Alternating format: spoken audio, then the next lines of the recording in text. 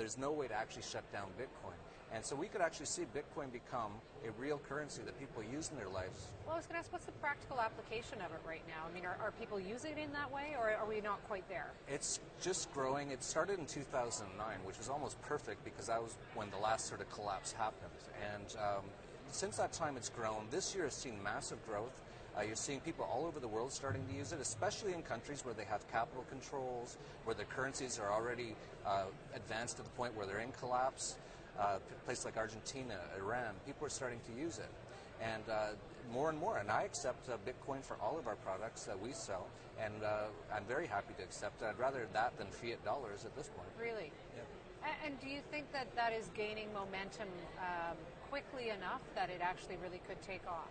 Definitely. If you look at the numbers, Bitcoin at the start of 2013 was at $15 per Bitcoin. It rose to 250. It's currently at about 140 per Bitcoin. You're seeing massive uptake and massive amount of interest in Bitcoin, but at the same time, the government's taking a very big interest too because they see this as a threat to their monopoly on money.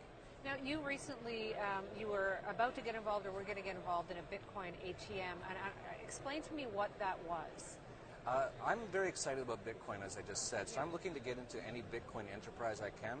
I'm sorry to say, or sad to say, that because of all the government regulation in the U.S., it looked like it pretty much would be impossible for us to do that in the U.S. We looked into it. We were going to launch our first Bitcoin ATM machine, which would allow people to buy or sell Bitcoins for fiat currency. And we talked to some lawyers and all the same people you always have to talk to, and we were under the thumb of 4 different regulatory agencies in the U.S., the least of which was we would be considered a money transmitter, sort of like Western Union. Right. And you need a $25 million insurance bond just to be in that business. This is how the fascist companies in the U.S. keep out smaller competition, and they do it in every single industry. And do you think then this Bitcoin ATM idea could take off in a different jurisdiction? Yeah, definitely. There's potential, but I think more and more countries around the world are starting to realize that it is a threat to their monopoly on money. There are places that are more open to it, though. And the places in Canada actually recently came out and said that they're more open to it than the U.S.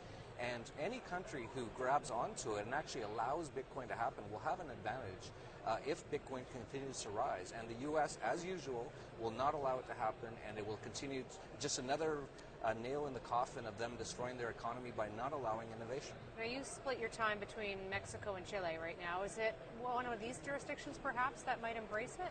It's possible. I can't talk to them all. Every country's different, but almost every country on earth now is a central bank, and they have a monopoly on money, and they don't want competitors. And so you could see it go into a place like that and not be too obstructed by the government, but once it starts to get more popular, they'll get more involved and squash it. But the key point about Bitcoin is you don't need a Bitcoin ATM to have Bitcoin, so it can be all done over the internet. The reason we were trying to do a Bitcoin ATM was just to make it easier for your average person on the street to buy and sell Bitcoin. Well, and I think that's the obstacle right now, is that the average person doesn't quite know how to use it practically, or how do I obtain it? And so it's going to be that educational process. Definitely, and there's hundreds of companies sprouting up around the world, all finding solutions, finding ways for this new currency to thrive.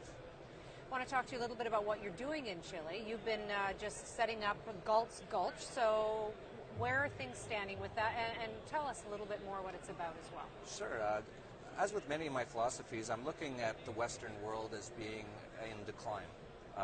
All of the Western countries, Europe, U.S., Canada, they all have massive debts, massive welfare states, massive regulation, huge taxes. And in Ayn Rand's book called Atlas Shrugged, she had a concept where a lot of the people who were creating wealth finally got sick of it all, and they went to one place called Galt's Gulch. And they just went there. They basically went on strike from being producers. But what we found in Chile is it's one of the most freer countries on earth right now. Very low taxation, very low regulation. They have hardly any government debt at all. And because of that, Chile is booming. So we've identified that as a place to start up a community. And Sounds a little like a commune, though. You could call it a commune, but it won't be a communist commune. It'll be a freedom commune, a place where people can go. It'll be just basically like a real estate development, but we're trying to attract people who are more like-minded, who really want to escape the oppression of big government from the West and go somewhere new that's actually growing. There's very few places on earth that are actually thriving right now, and Chile is one of them. Have you started marketing these? Are they pieces of property then, or? Yeah, they're basically lots, and you Yeah. can build a house on them.